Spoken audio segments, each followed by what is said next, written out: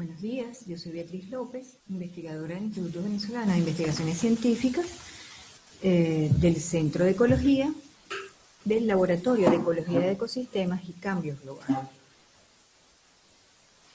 Trabajo principalmente en ambientes acuáticos, en ambientes marino-costeros, y voy a hablarles una introducción a los isótopos estables y su uso en estudios tróficos en ecología, con algunos ejemplos en ecosistemas acuáticos.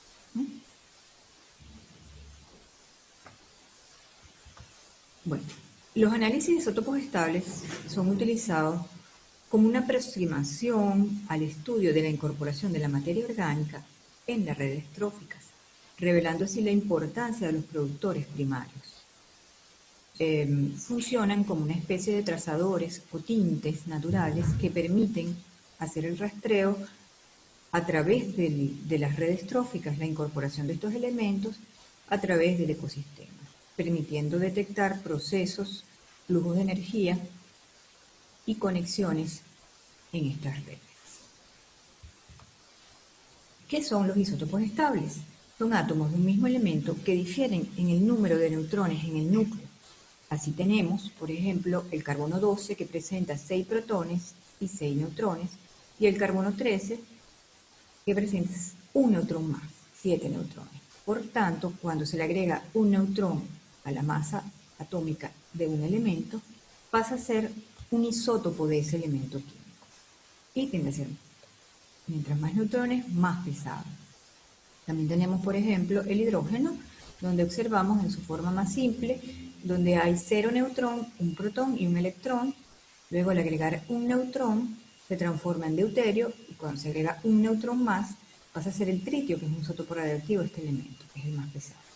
Entonces, así tenemos, de acuerdo a ese número de neutrones, isótopos livianos e isótopos pesados, los de mayor número de neutrones, los de mayor masa atómica.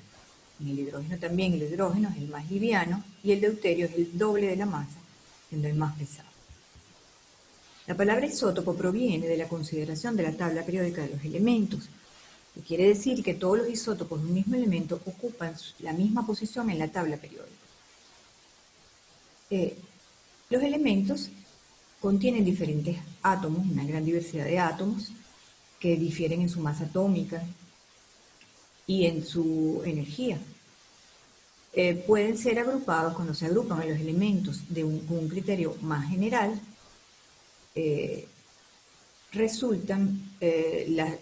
las formas atómicas resultantes son mucho más diversas y son llamadas nucleidos o núcleos. Entonces se conocen 120 elementos en función de la tabla periódica, en función de su número atómico, que es el número de protones.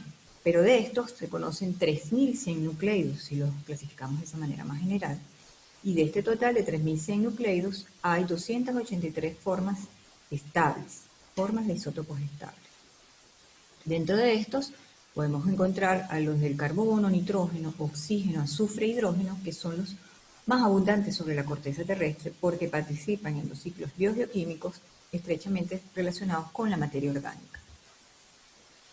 A menudo, estos isótopos estables presentan distribuciones sesgadas sobre la corteza terrestre, que reflejan sus momentos de síntesis hace millones de años cuando se formó el universo.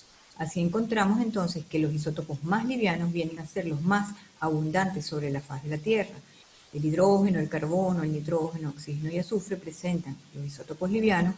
Las abundancias son por el orden de los 99,9% contra un isótopo de alta masa con apenas 0,016 en el caso del hidrógeno o 1 en el caso del carbono de abundancia. ¿Cómo se pueden medir los isótopos estables? Generalmente se toman muestras de material conocido, aire, suelo, agua, tejidos, animales o vegetales.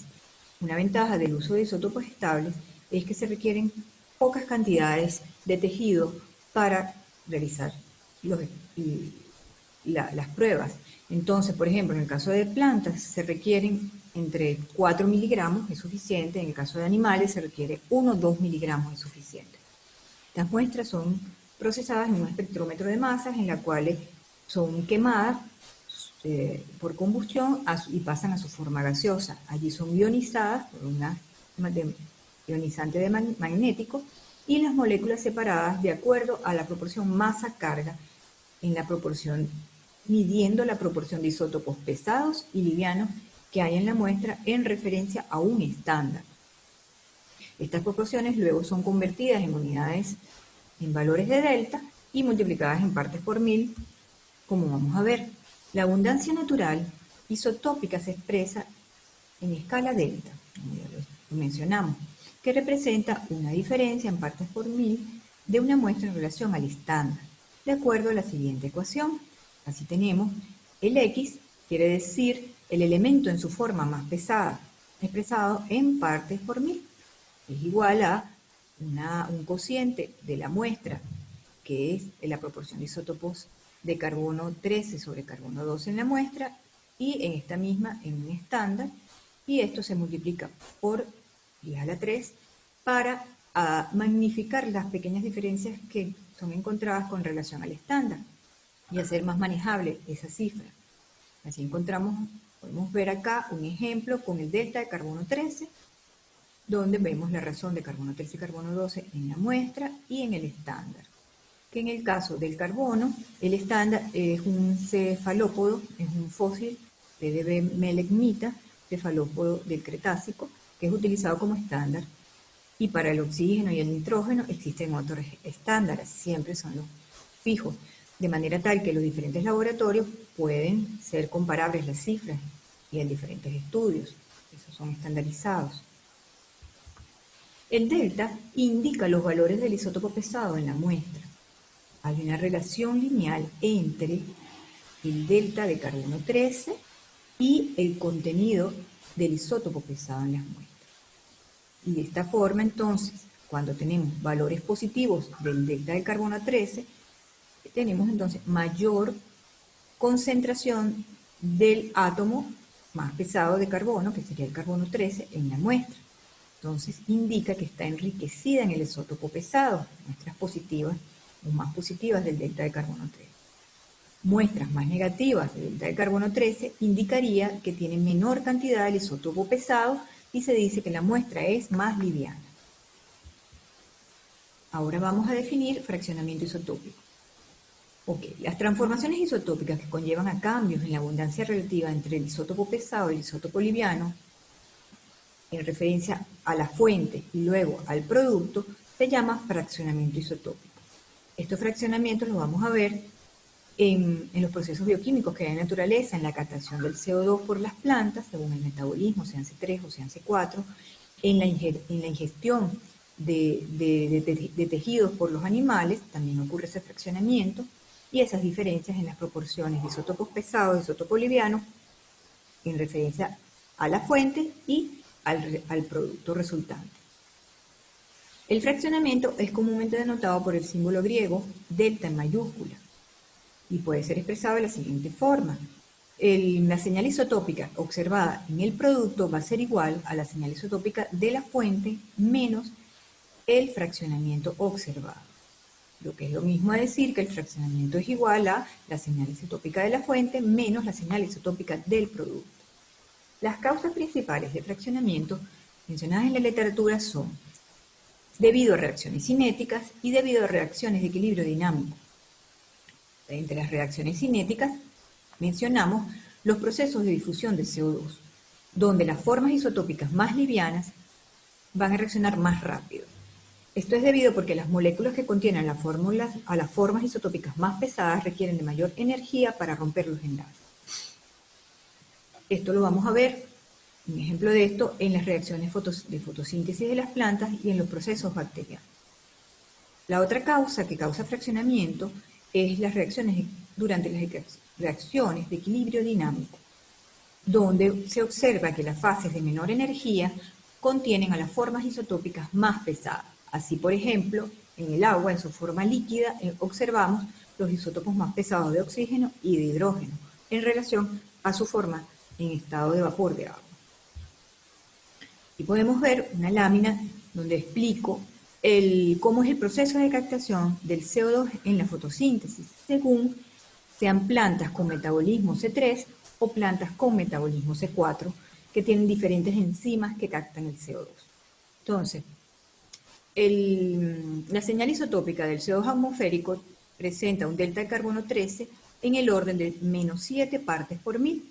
Este CO2 atmosférico, en primera instancia, difunde a través de los estomas de las plantas a su interior celular. En este proceso de difusión, en una reacción cinética, ocurre un primer fraccionamiento que es pequeño, en el orden de 4, y dentro de estos espacios intracelular de las hojas encontramos entonces el proceso de captación del CO2 por las enzimas. En el caso de las plantas C3 existe la enzima ribulosa bifosfato, rubisco, que capta principalmente los isótopos livianos de carbono y presenta una señal isotópica de menos 28, bien negativa, que quiere decir que es liviana, que tiene poco de carbono 13, que es el carbono pesado. A diferencia de las plantas C4, que contienen más carbono 13, tienen una señal isotópica más positiva. Menos 13 es más positivo que menos 28. En este caso, la enzima que trabaja primero es la fosfenolpiruvato carboxilasa. En este caso, en las plantas C4 están separadas en compartimientos, en espacios distintos. Primero la fosfenolpiruvato carboxilasa y luego viene la ribulosa bifosfato carboxilasa. Y esto permite que ese fraccionamiento sea distinto. Las plantas principalmente C4 son las plantas de maíz y la caña de azúcar y los pastos. Las plantas C3 son la mayoría de los árboles, plantas y algunos cultivos como la soya, el trigo, el pimentón. Aquí podemos ver la distribución del delta del carbono 13 en la naturaleza. Entonces podemos ver cómo ocurre un fraccionamiento entre el CO2 atmosférico y la captación de CO2 por las plantas por el orden de 21. Entonces por eso se observa una señal isotópica de menos 28. En el caso de las plantas C4, ese fraccionamiento es en el orden de 6, es menor, o sea que están incorporando mayor cantidad del isótopo pesado y da una señal de menos 13, los pastos. El fraccionamiento que ocurre, la difusión del CO2 atmosférico a el CO2 disuelto en agua, es de 7. Y observamos entonces un fraccionamiento de 0 partes por mil del CO2 disuelto en agua, que entra en un equilibrio de bicarbonato, carbonato, y el cual es captado por el fitoplancton, y observamos que la materia orgánica particulada, que es constituida principalmente por fitoplancton, presenta un delta de carbono 13 de menos 22, que es más enriquecido en carbono 13 en relación al fitoplancton observado en ríos y lagos, que es de menos 35, que refleja el CO2 que está incorporando, el cual es más empobrecido, más liviano, que tiene menor contenido del isótopo pesado, producto de los aportes de vegetación terrestre. Principios básicos para estudios tróficos.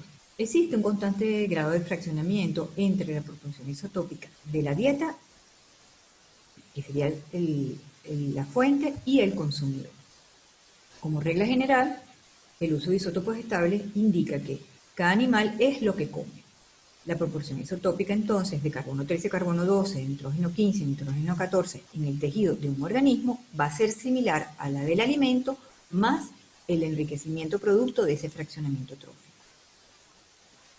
Los tejidos van a ofrecer entonces información sobre los recursos asimilados, incorporados en los tejidos, de manera tal que entonces se obtiene la calidad nutricional, la importancia nutricional de los diferentes rubros.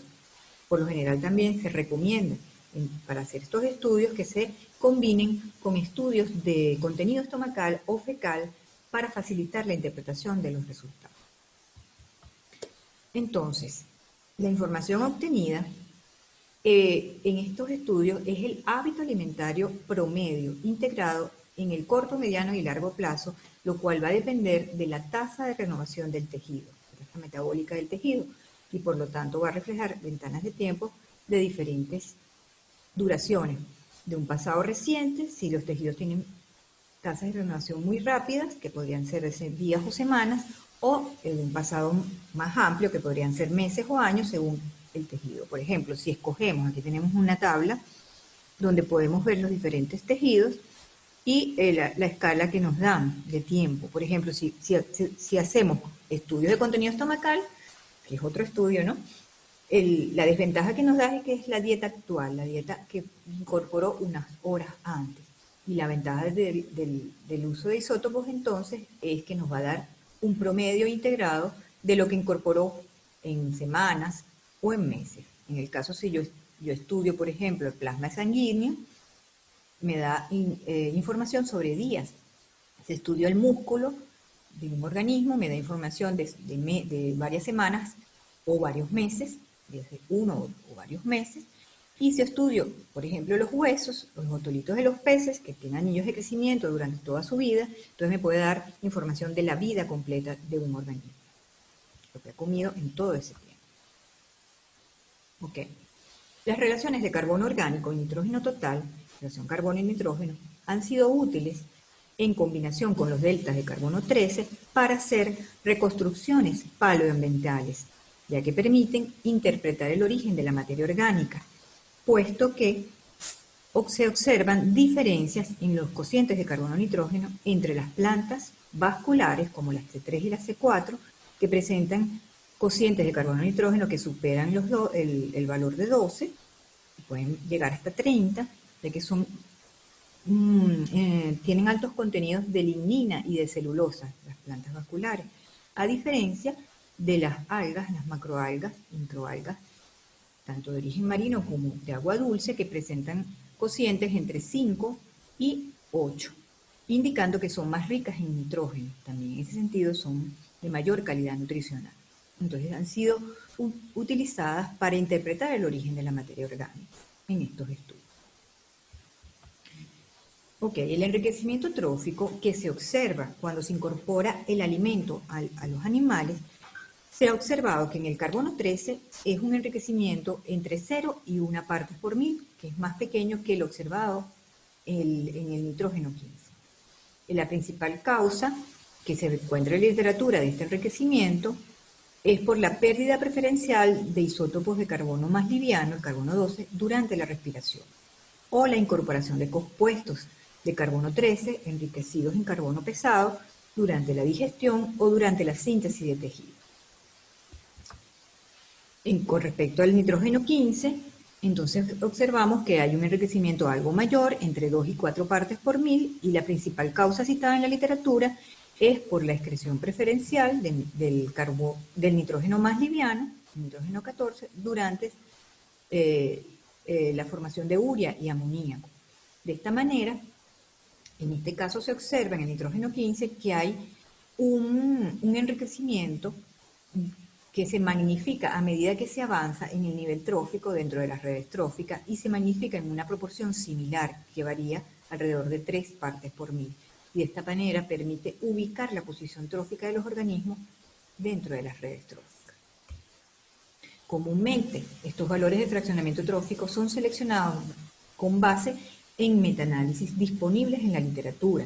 Por ejemplo, aquí encontramos el de Van der Klief y Ponsar en el 2003, donde él evalúa los grupos taxonómicos, los diferentes grupos taxonómicos, cómo es el enriquecimiento entre el consumidor y la dieta, observando los menores valores de enriquecimiento en los moluscos, alrededor de 1 parte por mil, en los crustáceos un poquito ligeramente mayor, 2 partes por mil, y los mayores enriquecimientos tróficos los observas en los mamíferos. También hay estudios que se dedican a evaluar el grupo en particular en que trabajan. Por ejemplo, en mi caso, yo trabajo con cangrejos de manglar.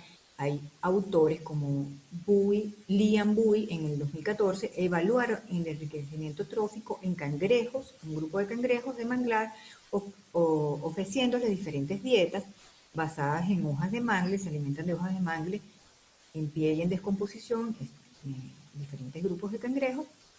Y también se le ofrecía otros recursos como microalgas bénticas, se le ofrecía otros animales como restos de camarones u otros cangrejos, de manera tal que tenían diversidad de recursos con diferentes señales isotópicas y se medía el enriquecimiento trófico. Entonces, eso me sirve a mí, que yo trabajo en este grupo, cuando yo voy a hacer mis estudios, usar estos enriquecimientos para hacer mis mis cálculos, en caso de que existan. Si no, recurro a estos metaanálisis que hay en la literatura. Aquí les traje una gráfica muy didáctica que muestra el enriquecimiento, este es un estudio realizado en ríos de Venezuela, en cual se evalúan las redes de peces, redes tróficas de peces, que se alimentan tanto de plantas como de animales. Entonces, ellos evalúan las fuentes basales, los recursos primarios en estos ríos y evalúan las señales isotópicas de las algas del fitoplancton, de las plantas C3 y de las plantas C4 y ven que se diferencian. O sea, el uso diferencial es evaluado en los peces, ya que se diferencian en el eje de carbono 13 estas plantas y ligeramente también podemos ver que hay una diferencia en el nitrógeno 15 acá.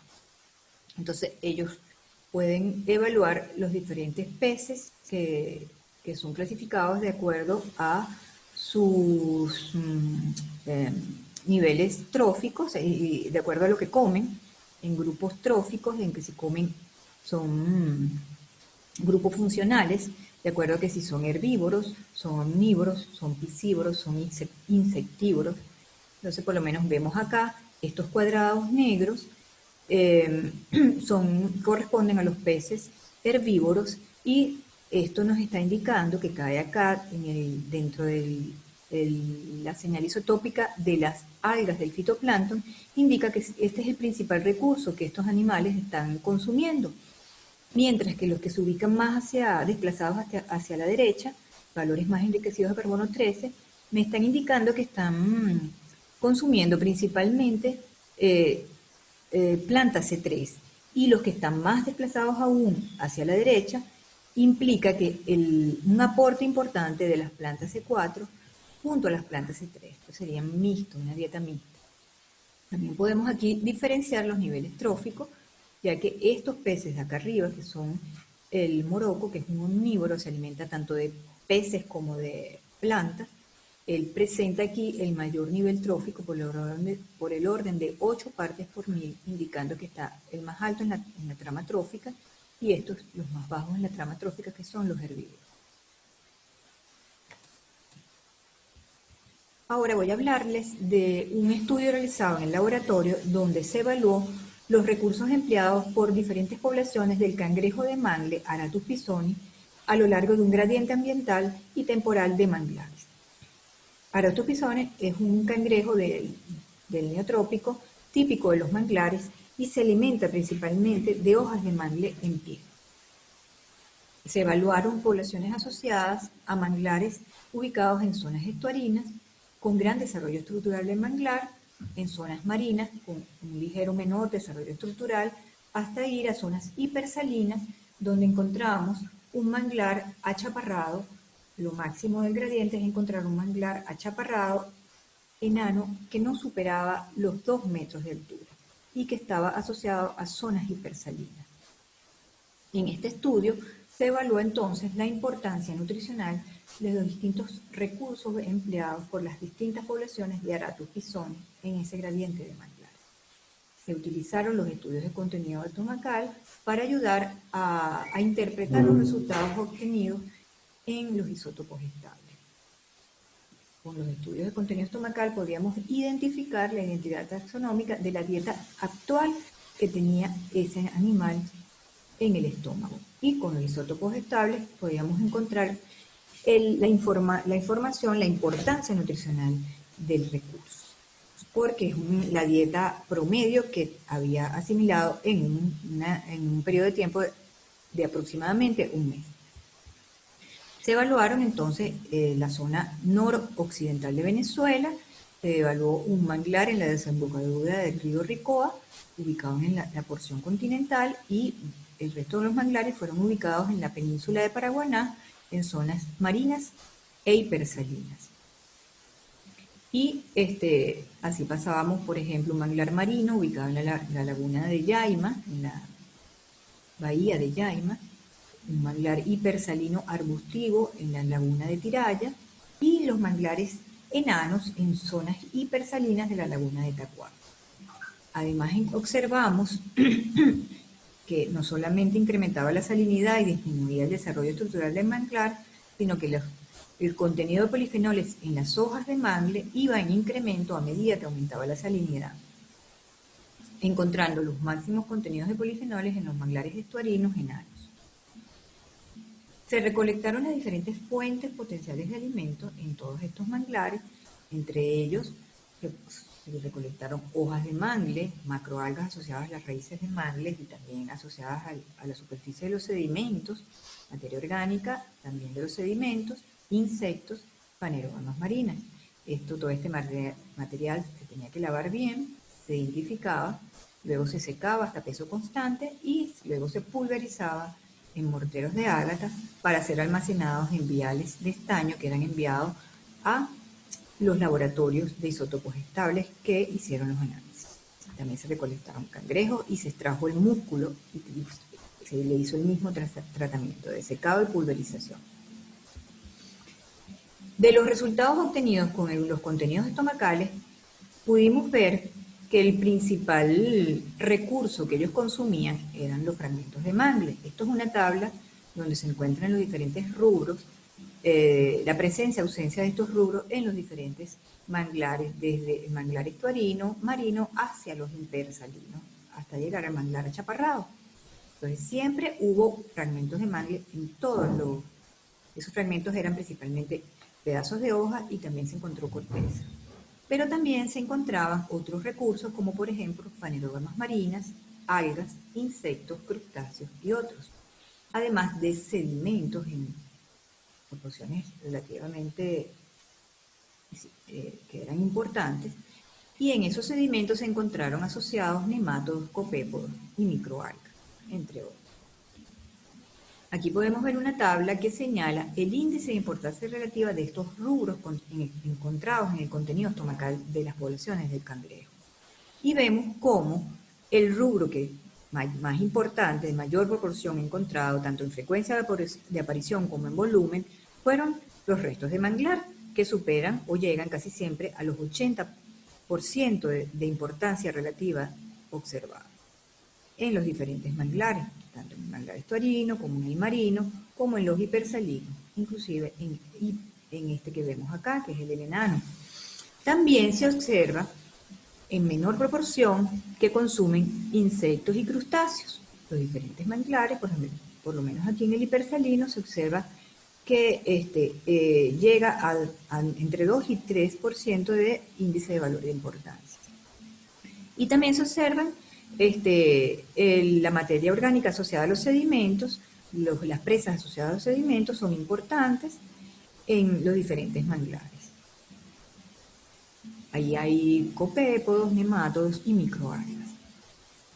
Entonces, todos estos recursos se les caracterizó su señal isotópica y se contrastó en modelos de mezclado isotópico para cuantificar su contribución relativa a la dieta de los cangrejos evaluados a lo largo de ese gradiente de manglares. Yo aquí voy a mostrar solamente los resultados del manglar estuarino y del manglar hipersalino achaparrado o enano. Se utilizaron triángulos de mezcla del modelo de Phillips and Koch en el 2002. Entonces se grafican las señales isotópicas con el enriquecimiento asociado y estas señales isotópicas forman un triángulo de mezcla que debe contener al cangrejo en su interior.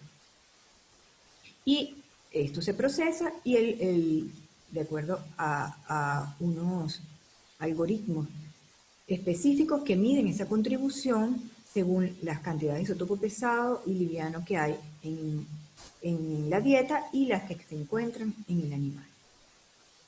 Y arrojan entonces unos datos sobre la contribución de estos recursos a la materia orgánica incorporada a los tejidos del cangrejo. Entonces aquí observamos, yo le pongo los resultados del manglar estuarino y del manglar achaparrado hipersalino. Cómo fue esa contribución de las hojas, de las microalgas bénticas y de las fuentes animales. Vemos que en el manglar estuarino las hojas contribuyen con un gran porcentaje, tanto en biomasa como en carbono, a ese carbono asimilado al músculo del cangrejo. entre 85 y 70 según sea sequía o lluvia, y entre 91 y 83 en el caso del carbono, en sequía y lluvia. El resto de esta proporción de biomasa y carbono lo está aportando las microalgas bénticas entre 10 y 21 y entre 5 y 7 en el caso de las fuentes aportadas por los animales. Es la menor biomasa que incorpora los tejidos, en este caso, en estos cangrejos del manglar estuarino, sí. Ajá, vemos por el otro lado el nitrógeno que aportan las hojas del manglar, está por el orden de 47-33% a la biomasa asimilada en el músculo del cangrejo. Y las microalgas bénticas están aportando entre alrededor de 20 y alrededor de 30% de ese nitrógeno, y las fuentes animales aportan entre 30 y 40% al nitrógeno del músculo del cangrejo, de los cangrejos del manglar estuarino. Por el contrario, vamos a ver en estos resultados que se observa en el manglar achaparrado y persalino una proporción distinta. O sea, lo que veíamos en el estómago, que predominaba el material vegetal y eran pequeños aportes de los otros, de las fuentes animales. Pero acá vemos lo siguiente. Entonces vemos que las hojas de mangle aportan alrededor del 40% y el 34%, como sea sequía o lluvia, a la biomasa asimilada en el músculo del cangrejo. Exacto, que están aportando entonces prácticamente la mitad de lo que aportan en el manglar estuarino, igual en el carbono. Y las fuentes animales están aportando mucho más a la biomasa asimilada en el músculo del cangrejo, alrededor de 55%, y el carbono igual. O sea que aquí incrementa el aporte obtenido por los cangrejos, el proveniente de las fuentes animales. Y, por ejemplo, en el nitrógeno vemos que la diferencia es aún más grande. El nitrógeno aportado por las hojas de mangle es de 4-3%, es muy pequeño el que se es incorporado a los músculos, a la biomasa asimilada en los músculos, al nitrógeno asimilado en el músculo del cangrejo, mientras que el nitrógeno aportado por las fuentes animales aquí llega a ser superior al 90%. Entonces, estos resultados de aplicar la técnica de isótopos estables nos están abriendo una ventana distinta de información que no podíamos obtener con los estudios de contenido estomacal. Aquí podemos ver aquí podemos ver el índice de esclerofilia de las hojas, que es muy importante que veamos. La esclerofilia es un rasgo morfológico que define que las hojas puedan ser coriáceas, escleromorfas. Mientras mayor es el índice, mayor contenido de celulosa y de compuestos de lignina tiene la hoja, y se hace una hoja más dura, más coriácea, más xeromórfica. Entonces es más difícil de manipular por el cangrejo, y también está asociada a menores contenidos de nitrógeno. Entonces las hojas de tacuato hemos encontrado que tienen los mayores índices de esclerofilia y tienen los menores contenidos de nitrógeno que hay en las hojas. Esto se puede interpretar como una respuesta de estos ambientes a condiciones, a múltiples factores estresantes. Entre estos, las altas contenidas de salinidad, y la literatura menciona, Medina ha encontrado acá bajos valores de nutrientes, y estudios que nosotros hicimos posteriormente también encontramos los menores valores de nutrientes en los sedimentos de estos manglares achaparrados de la península de Paraguaná, estos manglares enanos.